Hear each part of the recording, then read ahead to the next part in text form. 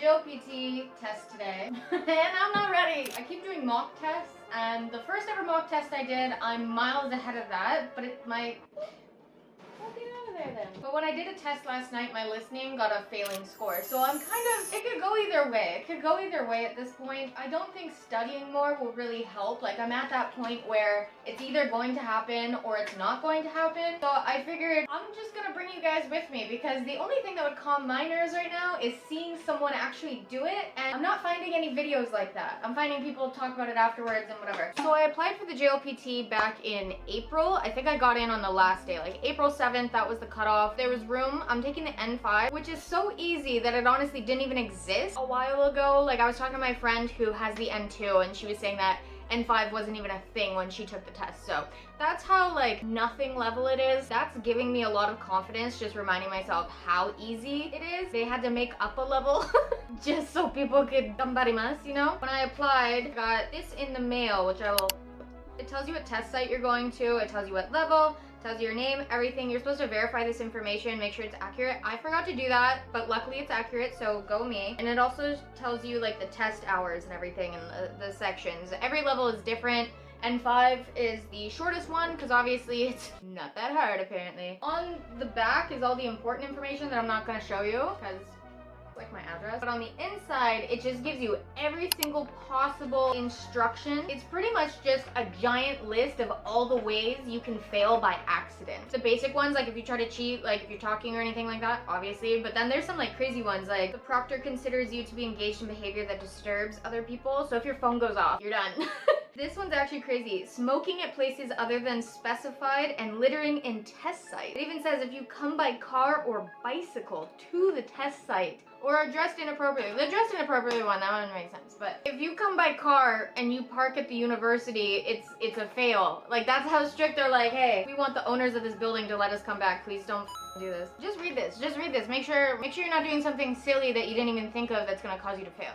I don't have the time or the headspace to explain what's on the JLPT right now or what I studied, but I will do that another day. I have to leave in like half an hour. My nerves are getting me. I'm gonna pass. I'm going to pass. Because the rules are so strict, I'm not going to be able to film inside, obviously. I'm not even gonna try, like, even before the test. You get a failing grade if you try to copy any of the materials onto something else. So I can't imagine, like, how they would feel about someone with a camera, like, around the building, just, like, stalking the place. So I'm going to film as much as I can without accidentally disqualifying myself. Okay, let's go. Okay, I've just left my house. I'm on my way to the station right now. Fingers crossed that I'm going to the correct location because honestly at this point I don't even know. I'm not gonna lie to y'all, I am getting pretty nervous, and I look like with my little backpack and my like brand new outfit. There's a big spider there, I didn't like that. I look like I'm on my way to my first day of kindergarten and it's giving that vibe too. Okay.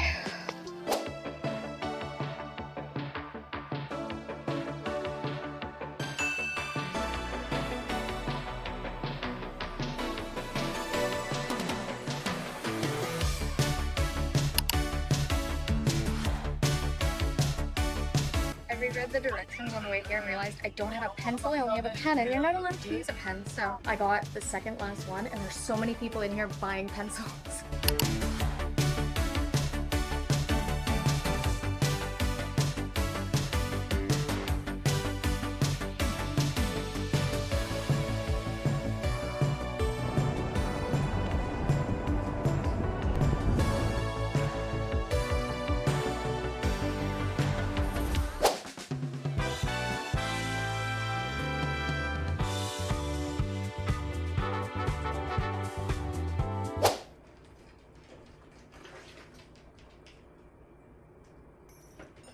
So that was something. I have so much tea. That was a lot more eventful. Like, I wish I was able to film in there because editing what happened in there like a reality TV show would have been chef's kiss. Okay. So first of all, let's get the elephant out of the way. I don't know if I passed. I'm learning now that the online mock test, especially with Bunpro, are a lot easier than the actual test. And I was barely making those. So I'm just gonna put good vibes out there and trust that I pass. So before I get into the drama that was the JLPT N5 room, I want to talk about the actual test itself, because what was on the test wasn't the worst part. It was how scary doing a test in Japan is. I'm Canadian. I feel like our educational system is pretty heckin' chill. Japan's way of doing things is not chill. Remember the other day right before the test when I was looking at all the rules on the sheet and I was like, wow, this is actually kind of strict. That was like the bare minimum.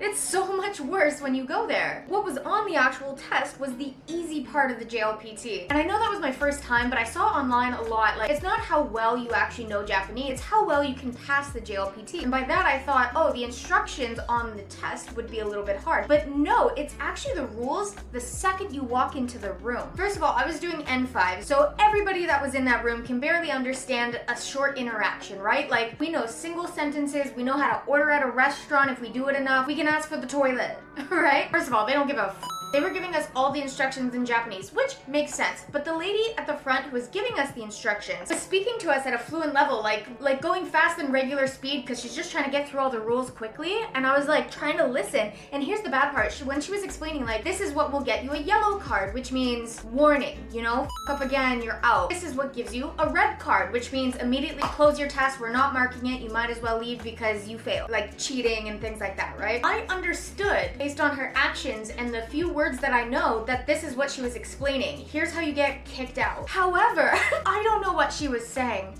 I was so scared. The entire time she would go blah, blah, blah, and I would wait to see people who are better than me start to do stuff. For example, everybody gets a little envelope that they're supposed to put their devices in. They seal it, they put it under their chair. You're not allowed to open that, you're not allowed to touch it, even on the breaks, even on the lunch, until the test is fully over, and even then you have to wait for their instructions. Even after they take all the tests and there's no way you could possibly change your answers, if you open your envelope, you get a red card, your test is going in the garbage. I was so scared that I would mishear these blah, blah, blah, instructions, the really quick fluent Japanese, that I would hear her talk and I would just look. And not until someone else would start doing something would I be like, oh, okay, and then I would start doing it. But I would wait for more than one person in case, you know, you never know. Like, there were certain situations where I heard they were like, we're gonna hand out the test. Understood that. That's an easy sentence. Do not open the test booklet. Understand that. That's an easy sentence. But then there was further instructions like, do not pick up your pen. Do not write your name on the test. Do not write anything on the test until we say it, otherwise it's a red card. And that I only half understood, so I was so scared to even write my name on this test. The second part that was extremely strict about this is everything was done extremely by the book, extremely to the T, to the point where it was benefiting nobody. For example, so during the middle we had a 25-minute break, but nobody got up to leave. We're all like, we just want to get this done. So maybe 2 people went to the bathroom, they were back within 2 minutes. So we were sitting there for 23 minutes. All of us in the room, the proctors are in the room, and we're all just staring at each other. Everyone's silent, everyone's just waiting. And then finally, about a minute before, all the proctors look at their watch and they start counting down, and you can see them counting down. Which to me was kind of insane, because everybody was there, everyone was ready to take it, but they have to do it by the book, right? So even though everybody was ready for the next part, they couldn't start until the exact time block that they're supposed to start. Well, after our lunch break, when we came back, everybody's sitting in the room. During the break, she would also give instructions to everybody, letting them know, like, you're allowed to go to the bathroom, you're allowed to whatever, you can't leave the building, you can't go for a smoke, you can't do anything, you can't eat food. And looking around, I could totally tell that so many people were confused. It's just rules like that, where if you can't understand a Japanese speaker who is speaking normally, you might accidentally mess up. It's such a silly thing to complain about, but it just reminds me of how, like, the rules are rules, you know? Okay, let's get to the tea. So I was sitting in the very back, and I got put at a table where a young girl, like 8 years old, was in front of me. Her father on the left, her father's friend behind them. The entire test, they did not stop talking. Not even just on the breaks, but like when we're actually supposed to be writing answers and everything. I was getting so stressed out because I was like, if they get caught, I don't know if the proctors like had bad ears or what. Like maybe it's because like the room was very long. We were in the very back of the room. But I just kept thinking, if they get caught, my test is gonna get thrown out too because I'm at the same table. It was like the 4 of us. Especially during the speaking portion when they were talking, the 2 adults. Oh my gosh, I was like, I wanted to say, shut the f up. Because at that point it wasn't even like oh, I'm gonna get in trouble if you guys get caught. Now it's like, I can't hear because you guys are freaking talking for some reason. But yeah, that was super stressful the entire time. About halfway through, 4 tables ahead of me, this one girl stands up during the middle of the test and she just says super loud, "Sumimasen," like, excuse me. And everybody was like, Because the room is so quiet, you could hear a pin drop. Like, so for a girl to just jump up and scream, it was scary. She started speaking super fast Japanese, and she was like, "Sensei, gomenasai," and so blah, blah, blah. No idea what she said. It was too fast, couldn't understand. She ended up leaving. I don't know if it was stress. I don't know if it was something else. She didn't have her phone, so it wasn't like a, oh, family emergency that I just found out about. So I have no idea why she left, but everyone was like, they didn't give us more time or anything like that either. I lost 5 minutes by being nosy.